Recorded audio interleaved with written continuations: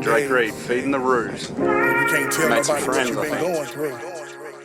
All that weight, all that pressure, and you've been suffering in silence. I hear you. Daily battles in my mind. Need your light, I'm walking blind. I'm a soldier, try not to lose. Trying to step, but I can't move.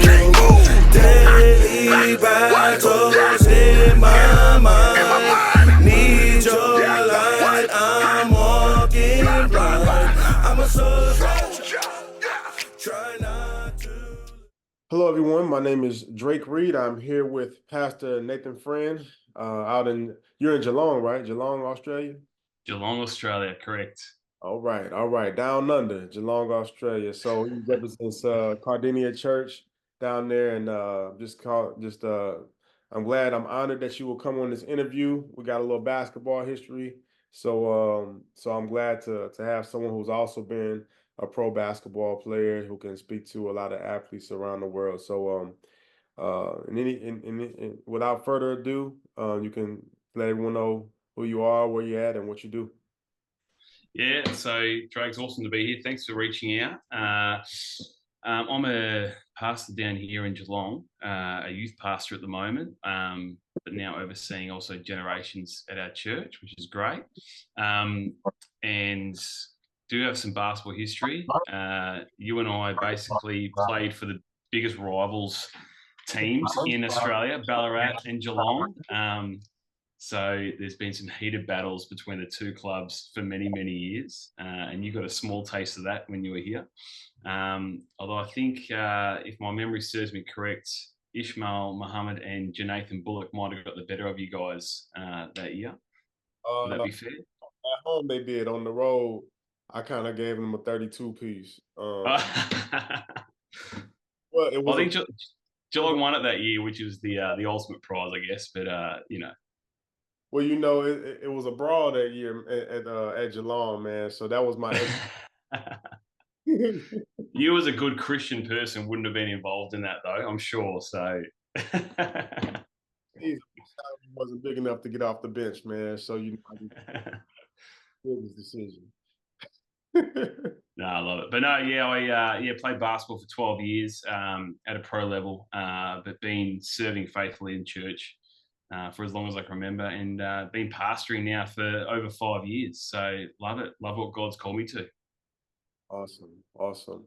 Well, I'd like to go ahead and get started, man. My first question is pretty light question, but it is very important. The main thing I wanted you, if you could, is answer. What's the importance of knowing who you are in Christ? Yeah, I think, and I appreciate you sending me through these questions just to be thinking about them.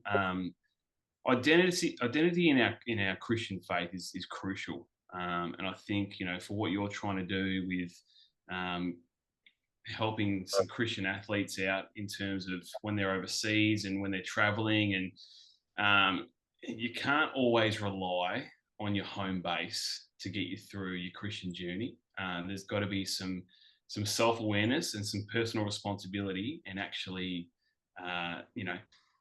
taking on your faith and your faith journey to a level where you need to be able to take responsibility for it. It's between you and God. And so knowing your strengths and your weaknesses and your understanding around your Christian faith is crucial to our everyday walk. I know for me, when I was playing basketball, very easily could I have been swayed into what the world offers, because that's just what you do as an athlete. You finish playing a game and you go to the nightclubs and you party. And if I didn't have my identity in Christ cemented like it was, who knows how easily I could have been swayed. So it's crucial, and you can't just rely on your local pastor from home to keep you grounded. You've got to have your own accountabilities in place, especially when you're traveling. So it's big, it's important. Yeah, what you're talking about is so important, because one of the things that I learned, and I experienced quite a lot everywhere I went, was not only you're just living in places where there weren't a lot of churches. You know, Mm, mm, where in this, it might be an Arabic country, it might be a Hindu country, it might be an animist country, it might be whatever's going on in that area. And here you are, you're just a young kid. I mean, you're an adult, but you're like 23, 24. So you don't have that much experience living a lot of places. So um, it's much easier to stay connected when you're at home, when you're at your home church, in your community, or even in your home country. But when you do travel to another country, and in the States, it might be you moving from California to Texas or to New York or something. You are experiencing quite a bit of different sorts of people and different cultures.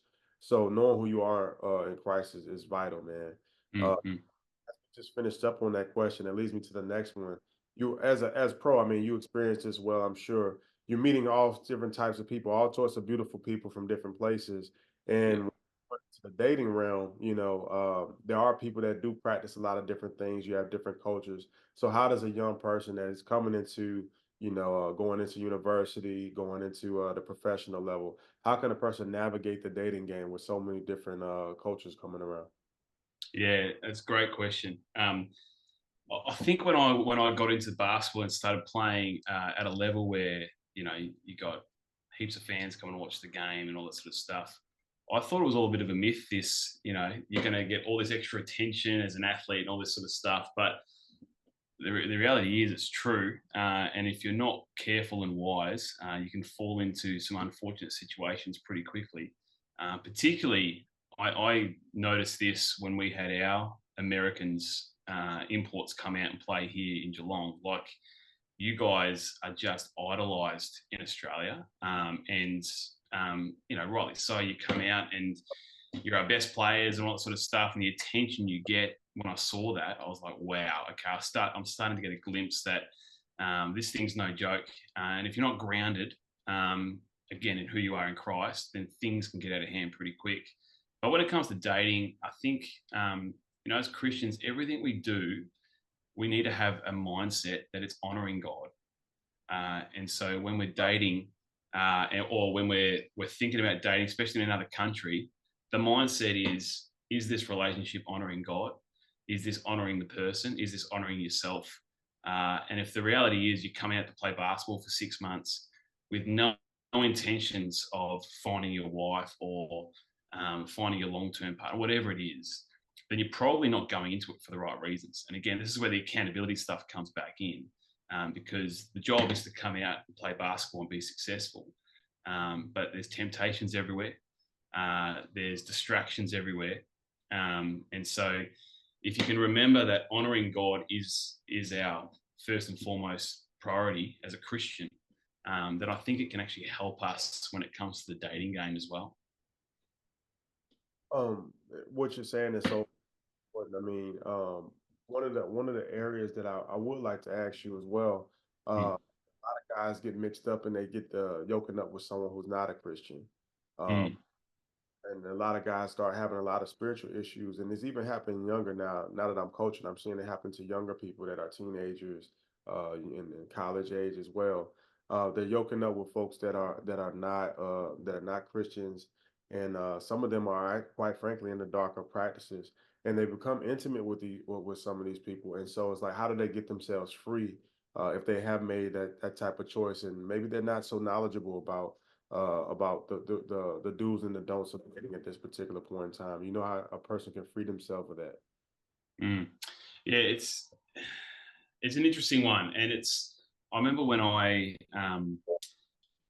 started playing basketball at a high level. I remember I was solid in my faith, but there were still times where I went down the dating a non-Christian path and all that sort of stuff. And I think I learned pretty quickly that this whole thing around being equally yoked is so important, to stay true to what we believe. Um, Not saying that it can't, a Christian and non-Christian can't work things out and move forward. And hopefully that non-Christian one day, we believe, will come to faith as well. But when you go into a relationship with compromises, then that's going to continue to happen. You're going to keep making compromises. You're not going to know where the boundaries are. And so it's so important that you're upfront and honest sometimes we try and protect our faith. We're like, oh, we want to fit in. We're in a new culture. I'll just keep my faith to the side for a bit. Whereas if we know who we are in Him and we trust His plan for us, then we can't hide away from that. Because what I found is when I started to be a bit more vocal about my faith in terms of, hey, I'm a Christian, this is just what I do, I was actually much more respected for doing that. And I think the same thing comes with dating. If we go on with the mindset that, hey, you know, nothing wrong with dating who you want to date, but as long as you know that faith is the most important thing in your life, then, you know, they're either going to come to the party with that or not come to the party with that. And again, when it comes to different cultures and stuff, is this relationship honoring God, or is it just, I want to have a bit of fun while I'm out here? I'll fix my faith when I get home. It's that mindset, I guess. Great points. As continue to move forward, you kind of touched on it just a little bit before from the previous answer, but one of the big things we battle is pride. You know, so now you young athlete, you're in phenomenal shape. You know, you're making money. Everyone's all in your face. Whether that's the ladies for female athletes, whether it's the guys or whatever. You know, so how can athletes better deal with not being too prideful? Yeah, it's I think what I love about sports is it's the adrenaline, it's the competition, it's at some stage of the game as an athlete, there's a selfishness that comes to it. Whether you're in a team sport or in an individual sport, you are trying to get the best out of you, and sometimes you know, we got to do things that is going to be the best thing for us as the individual. But on the flip side of that is that's where pride and you know, some other things can get in the way, and all of a sudden we start to have a bit of a downfall in terms of character, integrity, you know, what we stand for, because we think if we act a certain way, we might get some extras here or something else there. But we got to acknowledge the fact that God's role in our talents is that these talents aren't our own. So you as a professional basketballer, Drake, it's understanding that, yeah, you've been born with these gifts and talents that you've worked hard to improve on. But ultimately, these talents that we have are to bring glory back to Him, and use them for His glory, how we influence our teammates, how we impact fans that are watching the game, because they see our character, they see our integrity, and they go, what? There's something different about you, Drake. What sets you apart? And it's like, oh, I just have this loving Father that is there for me. And when we can remind ourselves that He is bigger than what we can do ourselves, it will stop the pride stuff. But that all comes down to when we go and travel. And I traveled a little bit. I was lucky enough to go play overseas for a small time. It's having that accountability in place, which I've mentioned before too. You know, and one thing I found with the athletes that came over to Australia to play with me, luckily I was a Christian guy. So when we had Christian imports that came over, I was able to get them connected in to churches and things like that. But if you don't have the luxury of another Christian on the team, it can be very hard to find out, oh, where can I go? What's the way forward to it? So, which hence why I love, again, Drake, why you're doing what you're doing, because you're actually going to be bringing greater exposure and understanding to help in these areas. So I'm rambling. So hopefully there's something that's answered that question for you. Yeah, you handle it. As you were talking, I mean, a few things came to mind, and one of them was one of the big things that I've been seeing from the surveys that we've been taking is one of the top area of concern for athletes that we're battling is family and friend pressure. So, you know, now you're the successful athlete, you know, you're in university or you're in high school or you're professional, whatever level you're at, and you're like the one in the family that's like this great athlete.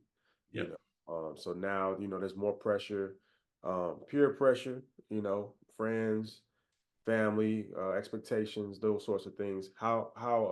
Maybe how were you able to deal with those sorts of things, and then how would you advise a young Christian athlete to deal with those sorts of things? Yeah, I remember when I was in my early 20s, I I probably went through that stage where I felt invincible in terms of being able to do it on my own. Mhm. And so the pride in me was, I don't need help. I can just push through and make this work. Yeah, you got the pressure from family because you're expected to be the big star athlete. You're supposed to make it in, pro ranks and make all this money and all this sort of stuff. Um, but it wasn't until a couple of things didn't go to plan in my sporting journey where I went, I can't keep doing this on my own anymore. So the pride that can get in is, yeah, for a small amount of time, you think you can do it on your own, but it's having the maturity to go, actually, I need help. I need accountability. I need mentors. I need people that have gone ahead of the game. Like what I have in place in my life, even now, is in ministry. I have a mentor who's pastoring a church. He's basically 10 years ahead of the game than I am. So I'm learning and learning all the things that he did wrong, learning all the things that he does right. And all of a sudden, I feel like I've got someone who I can just vent with, go back and forth on. And I think it helps the mindset again to stop this pride stuff getting in the way. And as men, we there's that stigma that's harden up, do it on your own, toughen up. But when you're in another country, which you would have experienced this, you're away from your family and friends, you're away from close people, and that's when things can go wrong at times if you don't have those systems in place. For sure, for sure. That's an excellent explanation.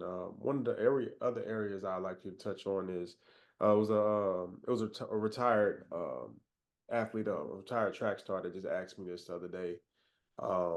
It's when you're playing ball or whatever sport you're playing and you're traveling and you have practice and all these games and things, you don't have as much time for Bible study. You don't have as much Yeah. time to get to a church. So how do you stay locked in to your walk with God, when you are on the move like this? Yeah. I mean, there's many ways this can be done. It's not a one size fits all scenario. I mean, I guess what we have these days is the luxury of technology, and being able to stay connected with connect groups back home or whatever can be done.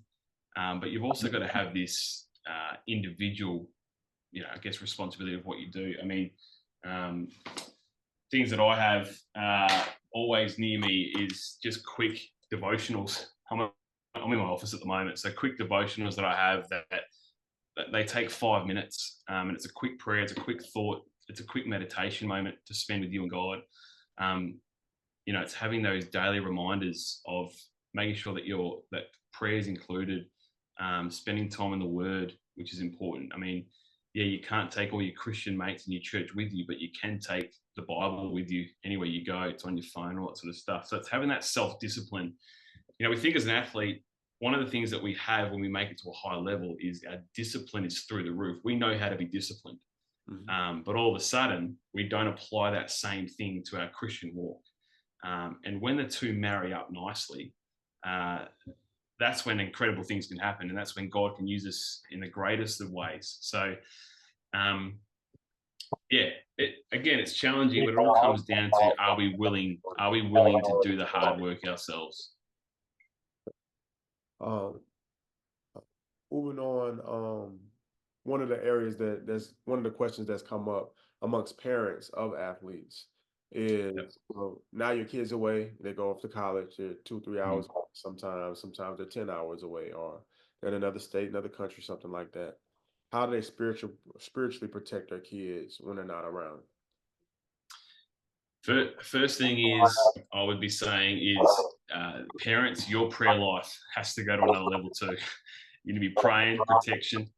Get your grandma, your aunties, your small group, your church to be praying for your kids, because the world has a lot to offer, and it can be a confronting place. And so prayer obviously is huge.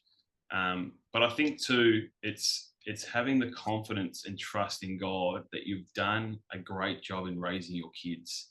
And there's got to be a trust level. You can't be that too overprotective, checking in on them every 2 minutes. It's only going to probably frustrate and annoy them a little bit. But you can certainly help, be an ear to listen to. Also, maybe even help on a practical side of things. Be doing some research yourself. Look what churches are in the area, what connect groups are in the area that they can maybe get in touch with. Do they have a chaplain or a chapel at the university or the college that they're going to, and how can they get, there's practical ways they can get involved. But ultimately, as a parent, sometimes the hardest thing to do is to just step back and allow them to find themselves in their Christian walk too. Because ultimately, my Christian journey is not through my mum to God. It's me directly to God, because we're all his children at the end of the day. And sometimes as parents, we play that middle person without meaning to at times. And sometimes we've got to move that middle place so they can have that direct, encounter with him. Right. Good points. Good points. This other area I want to touch on, and I'm not sure if you've experienced it, but quite a few athletes and just people in general are experiencing it, having sleep paralysis, insomnia, and these sorts of spiritual attacks, when they're going to sleep. So you move into a new area, there's different territorial spirits and things of that nature that's bothering people, when it's time for them to go to bed. What's a good way for a person to get a good night's sleep when they're having these sorts of things happening? Yeah, this one, another good question.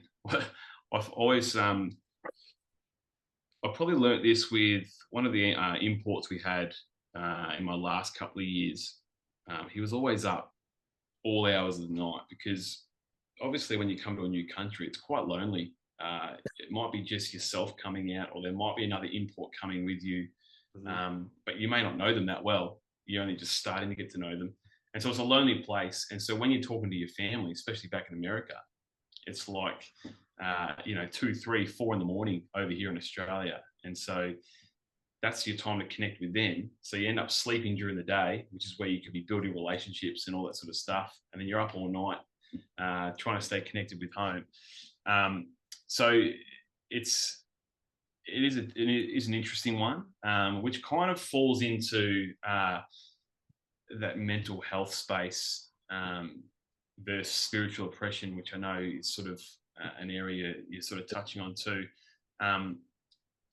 That loneliness, which can slip into anxieties and stresses and, even some depression at times if you're missing home heaps. That's where we need to go, hey, it's okay to get some help. It's okay to get some professional support if that's what's required.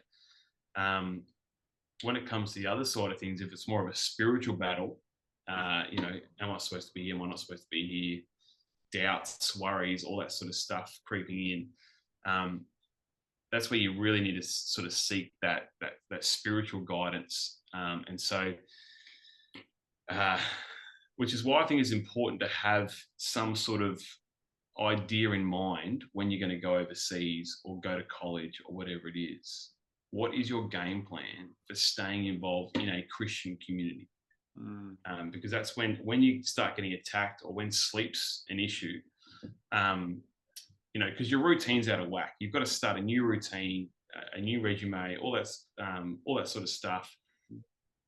But if you don't have that wise counsel around you, again, that loneliness becomes even lonelier because you haven't got systems in place to help you. So again, I guess the theme of this is accountability. Who are you allowing into your world that's going to keep you accountable? So did you find you had that in place yourself when you were traveling? No, not until years later, because it's like, you need to understand where you're going. Yeah. Australia was much easier to deal with because everyone spoke English. It's not, there's very little crime. Everything's like no worries. You get upset about someone, but hey, like, hey, what you upset about? No worries, mate. Yeah, I'm just, that's right. So Australia was just a breeze for me. I was able to find the church and deal with that. So that wasn't a big issue. The issues really started to come in when I moved to Europe. because Yeah. not a lot of Christian churches. I know I asked about it. Most people I knew never went to church. It's a lot of people that are Catholics or say that they were Catholics, but they never went to church either. So it was just, it's a lot of different cultures, especially when I was in France. There's so many different people from so many different places. So you had that going on. Then I lived in Austria. Then I lived in Argentina. Then I lived in Italy. So Mm. everywhere you going, you're getting tossed up. And so yeah, I mean, you're learning, you're really exposed to quite a bit more than what you're really prepared to deal with. And really, the only thing that what I really needed was kind of what you mentioned earlier was mentors. You're talking about someone that's probably twice your age or at least 10 or 15 years older than you, that's Mm. life similar to yours. And, most family, that's where it comes into family is like most people in your family have not traveled like that, even if it's just in your home country. So when you're talking to them, the bigger issue that you have is I'm no longer in a democracy. I might be living somewhere where the military is not the United States military, or the politics are different, the economy is ran different. So you have all these things working on you, along with, hey, by the way, you do have to play really good or you're going home. Yeah, that's so true. Yeah, yeah. So so it's really a challenge for quite some time. And you put all your energy and your focus on the why you're there, which is to play the Mm. sport. But there are plenty of, I mean, it's so much downtime. And so, Yeah. as a young person, you're impressionable. You're interested in this. You want to go try this out. You want to go to this theme park. You want to go see all the little sites and everything, the museums and the monuments and things. So, there's so many different ways you can get twisted up. So, so that was really one of my main reasons for having this book is just, man, when you get somewhere, you gotta have a plan. You gotta have some kind of direction, so you don't get tossed by the wind. Um, Mm. It's good.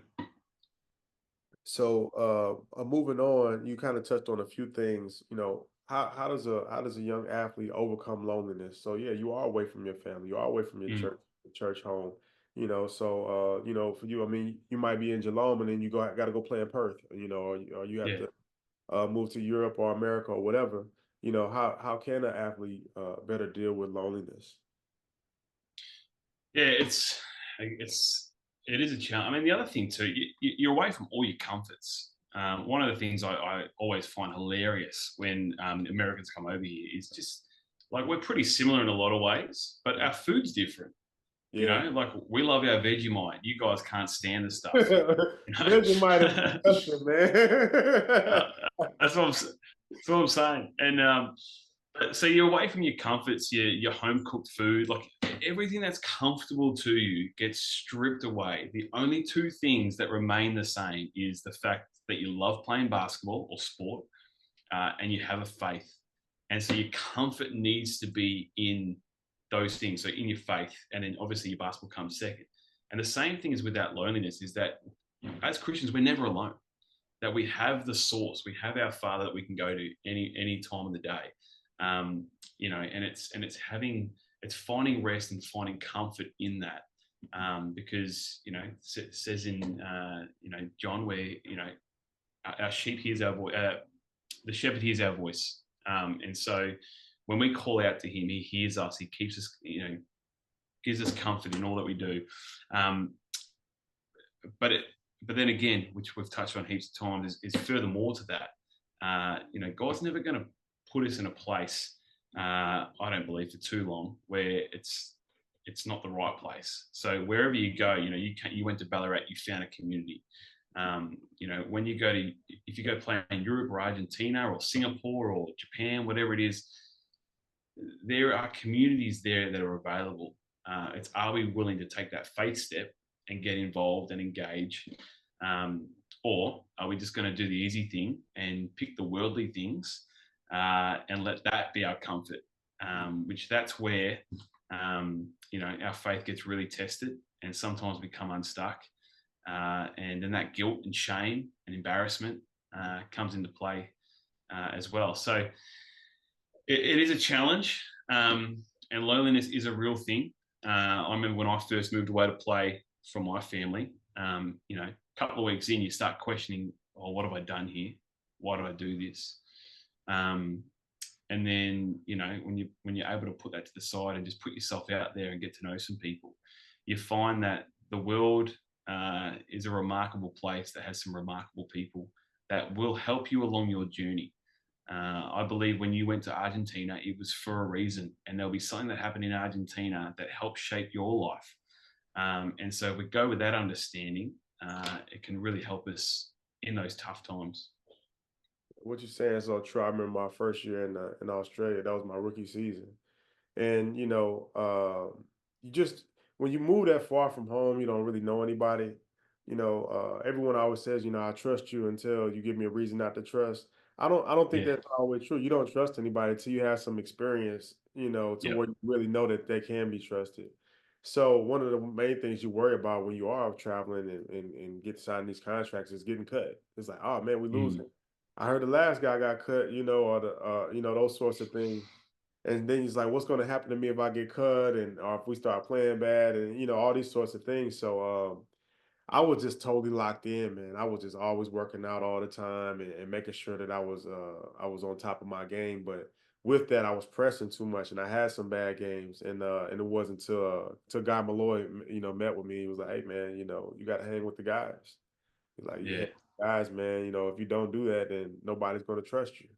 And Yeah. so that was a time where, it had nothing to do with basketball and everything to do with just social skills and stepping out of your comfort zone. And, just basically giving everyone a chance to know what type of person I Mm, really am. And man, that was just some awesome guys, man.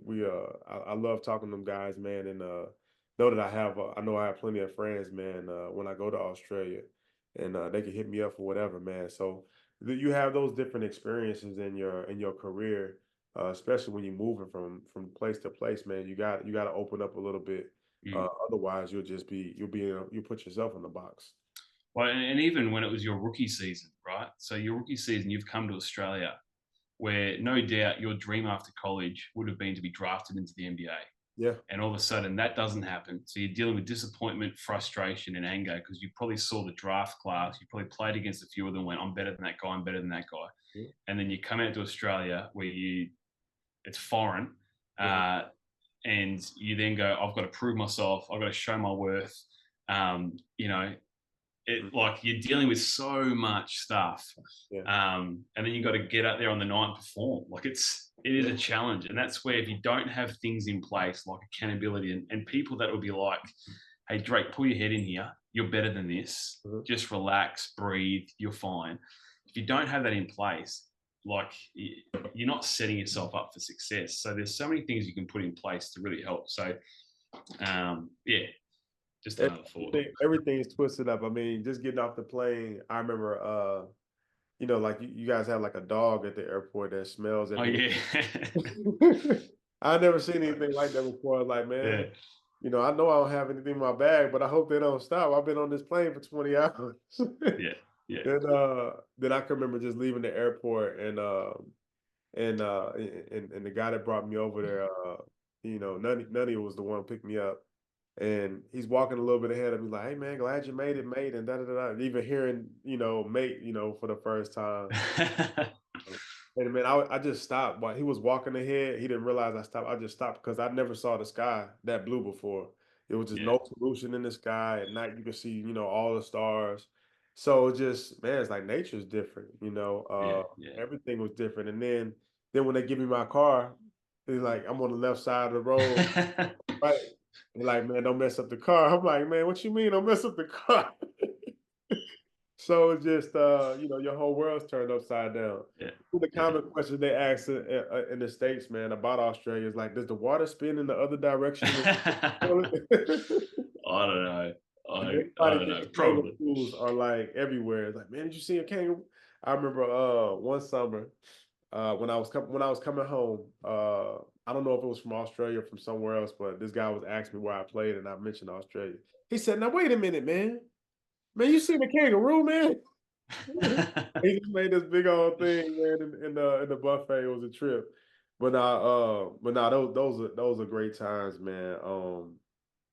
But but yeah, but to kind of piggyback on what you were just talking about a little bit is there's some traumatic times in the athlete, Mm, so for a lot of guys it could be just being away from home, being homesick. It could be that you have a child being born and you can't go mm, to see the birth or funerals or just a myriad of different things, along with just the rigors of being an athlete. And have a good performance, and you wonder what your spot is on the team, and all those sorts of things. So I always tell people, when you have a regular job, you do a bad job, a few people know.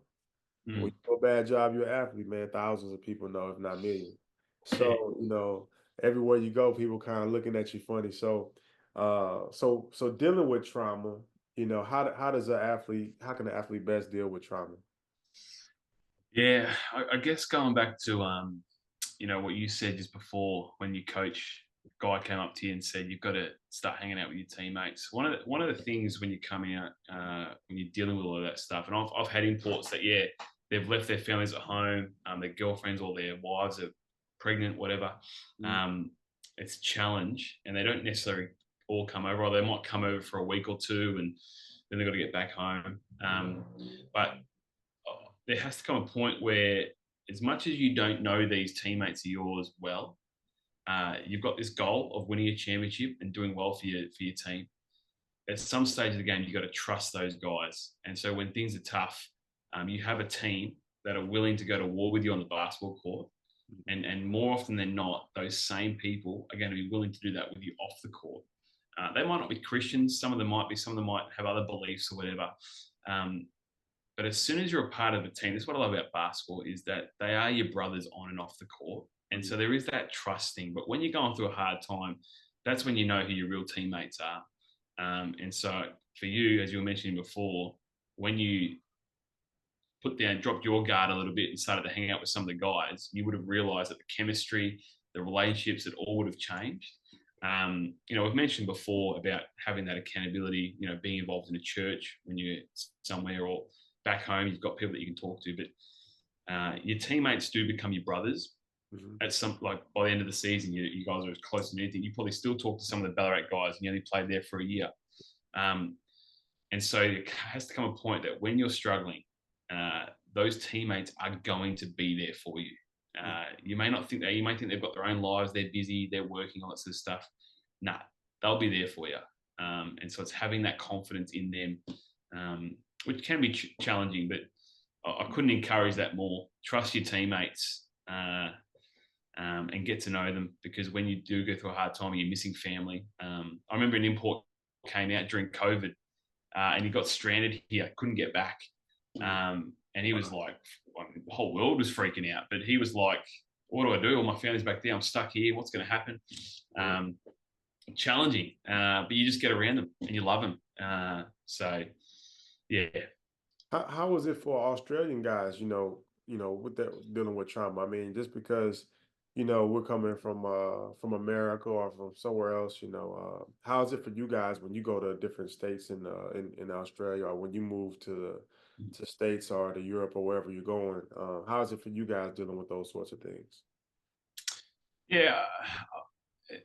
I mean, dealing with any sort of trauma is always a challenge. The, Sometimes the hardest thing is to acknowledge that things are a little bit traumatic. Uh, are we willing to surrender this stuff um, and work through it? I guess one of the things that is evident when you read in the Bible is that we're not expected good times all the time. We're expected to go through trials and challenges and tribulations, and so we shouldn't be shocked when this stuff happens. I think sometimes we can go through a traumatic experience and we go, "Oh man, I didn't think this was ever going to happen to me." Um, Unfortunately, it does, and so um, we've all got to deal with it in our own ways. And I think the stigma around men, and probably even to another level, male athletes, is suppress it, push it down, don't deal with it. Just get on with your job. You're there to be an athlete. And you even look at some of these NBA guys who are getting paid millions and millions of dollars. They're playing in front of thousands of people all the time. you still hear stories about they feel lonely, they feel disconnected, they feel unworthy. And you think, how can that possibly be? They've got all the money in the world, they've got everything at their, all the resources, but we're human beings. We're broken individuals that need healing and restoration, and so when we can understand that we all have challenges, no one is exempt from it. We start to understand that we're all in this together, and so when we're going through a hard time, people are going to be there to support me, and so it's being able to trust that and have confidence in that. I work as a youth pastor. I deal with teenagers all the time, and one of the things I unfortunately have to deal with a lot is suicides, which is and this happens in the sporting world as well. Is that people get so down on themselves that those suicidal thoughts come into play, and it breaks my heart because often, unfortunately, the ones that take it to that stage where they think living is no longer the option, they're the ones you least expect it from because they present athletes. One of the things I really loved to do was when an import was coming out from America, the first thing I did was I would text them straight away. Hey, can't wait to get to meet you. As soon as you come over, love to have you over for dinner, meet my family. And for them, like I didn't realize it, but it was only a few months down the track where they come up to me and said, hey, you made this transition to Australia so comfortable because you reached out to me before I even got there. And so it's little things like that that can go a long way. Yeah. Well, I'm glad you did that because there's other people that hit you up before you get there too, man. I think when I signed to go play in France, man, I got hit up by every promoter, man, at a club. Before I got there. Yeah. So yeah, but it was but no, that's great, man, to extend the olive branch, man, for good people, because that's really what you're looking for when you are traveling and you are doing your thing is, yeah, I got to find a new family. One of the things that really helped a lot of the American players and I when I was in France is where I played at the longest. There actually was an American military base just outside of the city.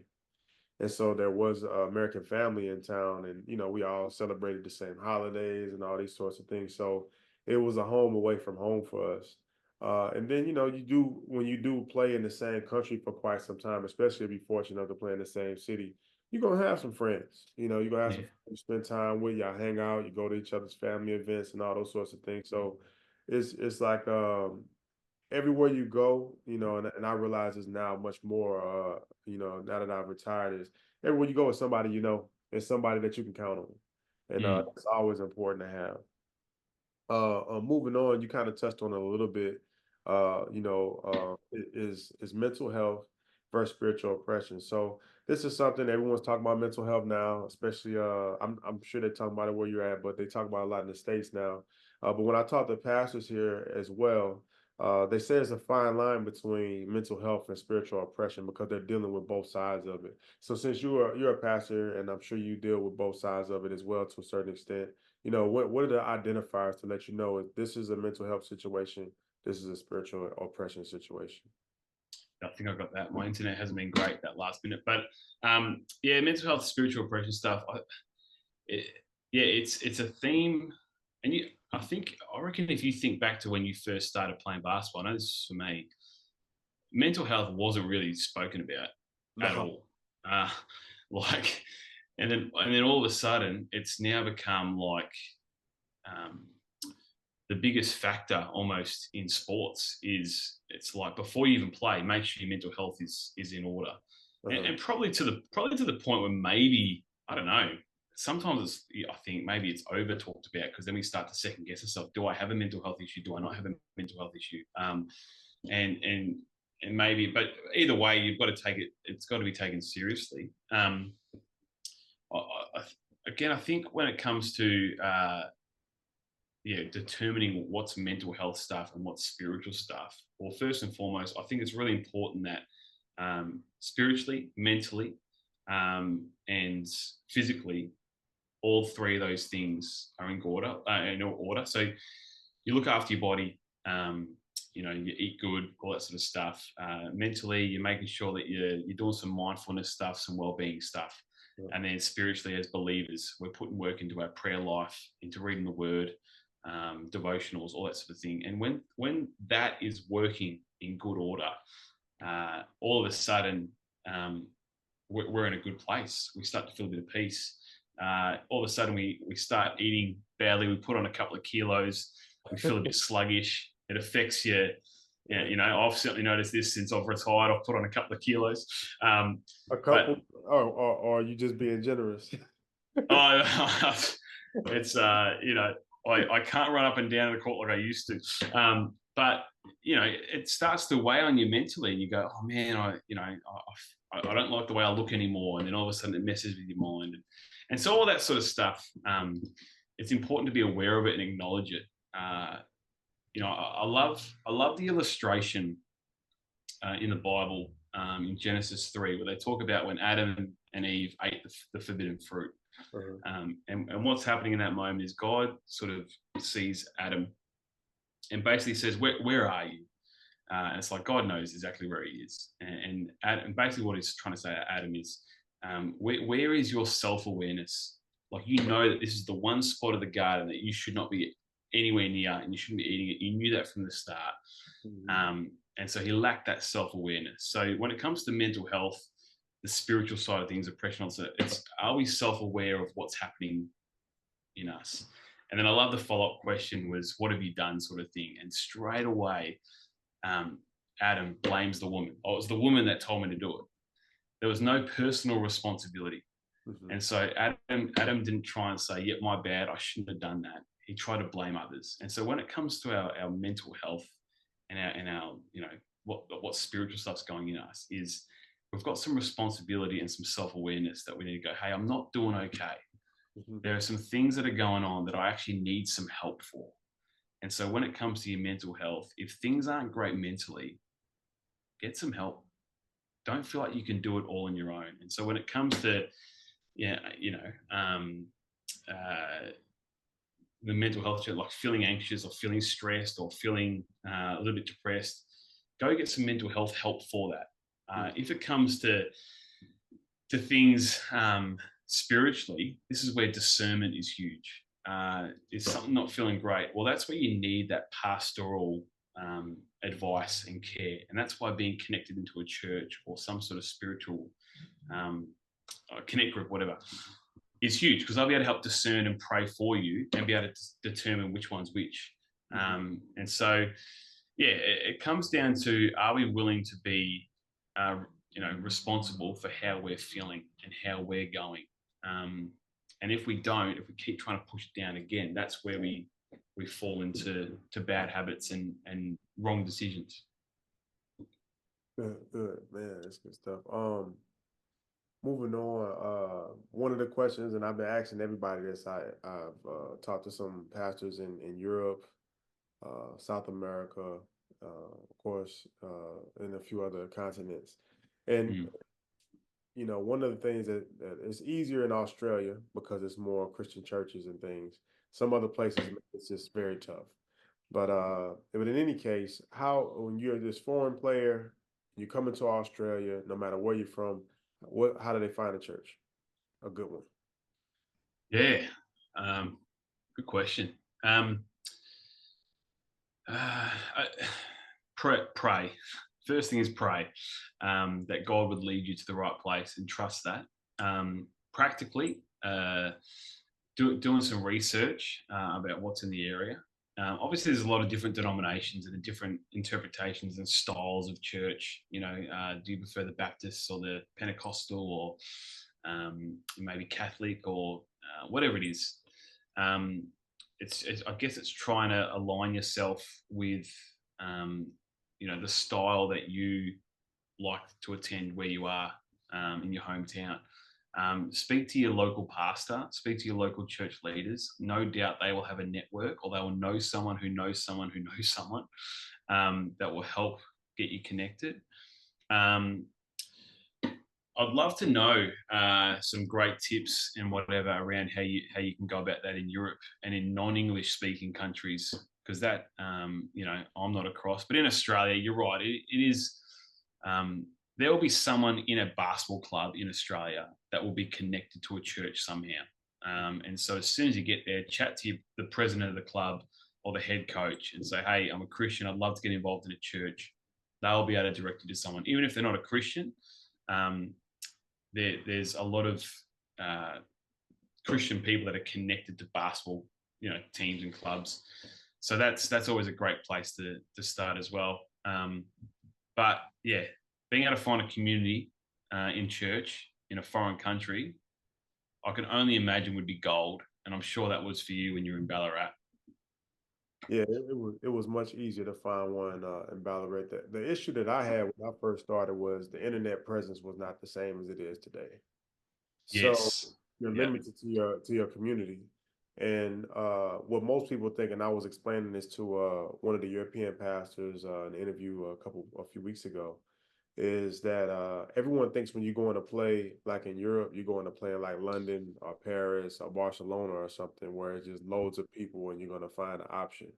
Most of the teams are in like towns the size of Ballarat, or it's 30,000 people, 50,000 Yeah. people. So it might only be one church or two churches, and they might not even be the denomination or that you're looking for, and it might not be the language that you need. So those are some of the things, but a lot of that will be covered in the book as to how to deal with those situations. But it's from everything I'm learning, it's more and more those remedies are becoming more and more available, which is great, for the Mm. younger generation. But to continue on with the church part, how do you know that you're in the right church? How do you know you're in the wrong church? Mm. Yeah, that's a good one.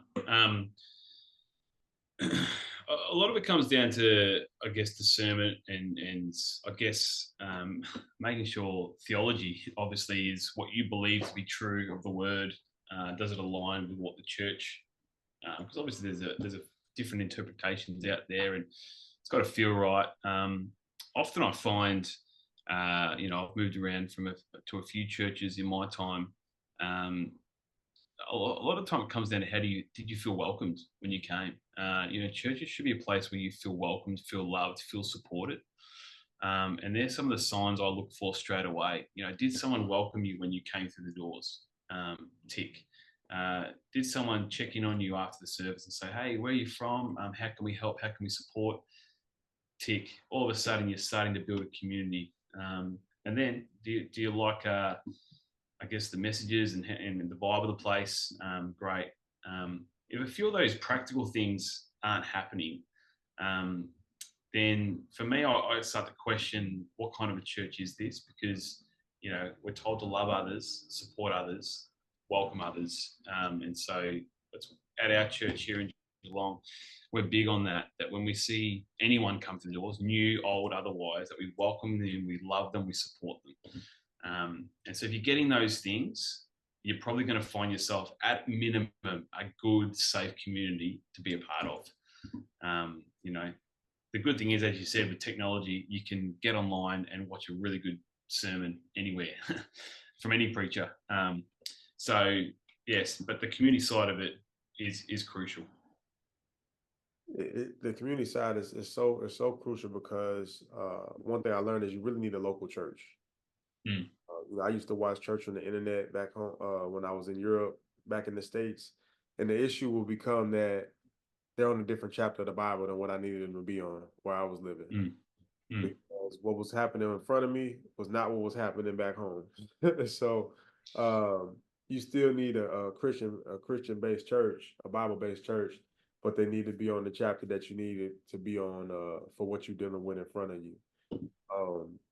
The last question I have, and this is just as vital as having a church home, is blessing the home. How does a person bless a home? What are the important reasons to bless a home as well?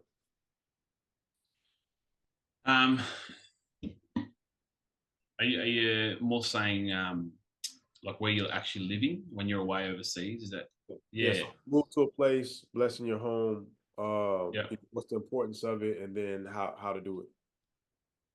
Yeah. So again, practical things when it comes to this sort of stuff is praying into the home where you're staying, all that sort of stuff. Um, you know, when it comes to even your home, your church, and whatever, being able to be a blessing to that as well.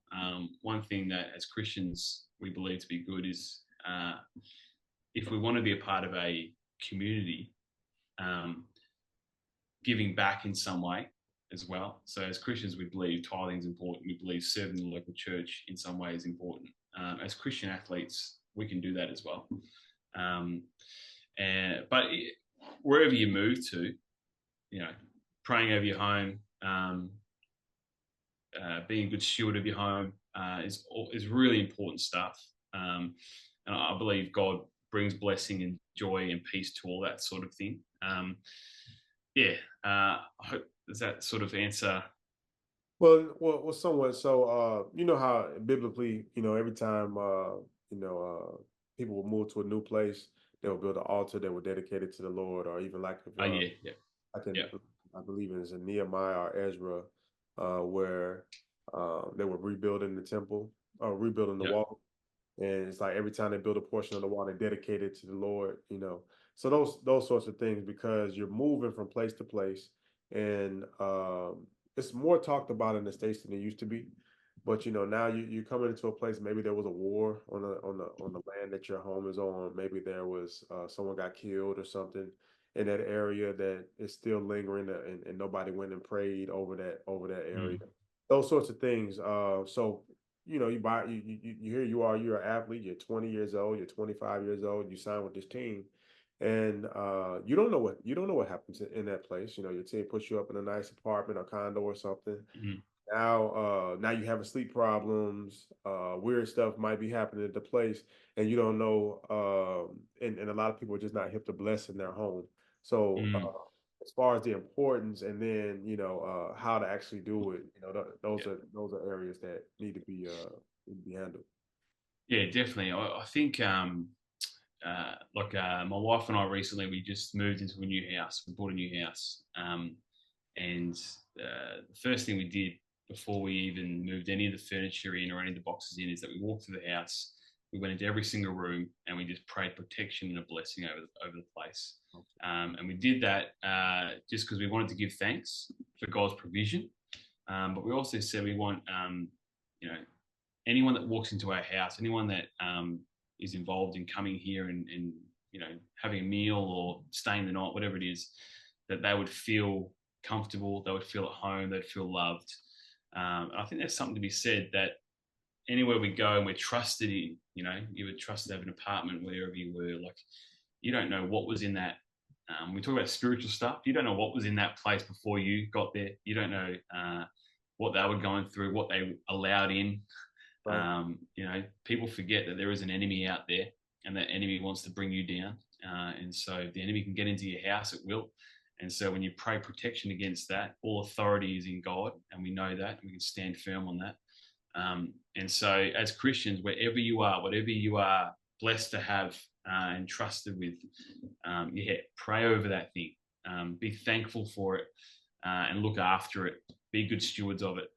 And I think, it's sometimes it can be overlooked, but it can actually be quite powerful, especially when it comes to sleeping stuff. I guarantee you, if you're not sleeping well, pray over your bedroom and watch what can change in that moment. So yeah, I'm big on that. If that, As which you I think say is that, helpful. as you say that, and I've even had some of my former teammates ask me, how do you pray? So, as Christians, if you tell me to pray over my bedroom, I know what to go in there and do. But to someone who might be very new to this or considering coming into Christ, what would be some examples of praying over your bedroom? Yeah. So we moved to our house, and we went into my son's room, and we went straight in there and we said, Lord, thank you for providing this bedroom for our son. We just pray protection over it. We pray that if anything that is not of you that wants to be in here, we stand against that right now. We say, leave this room. So you're basically saying if anything's in there, we're now giving God the authority to just get that out of there. We're asking it to leave. And then we're giving thanks for the provision of that space.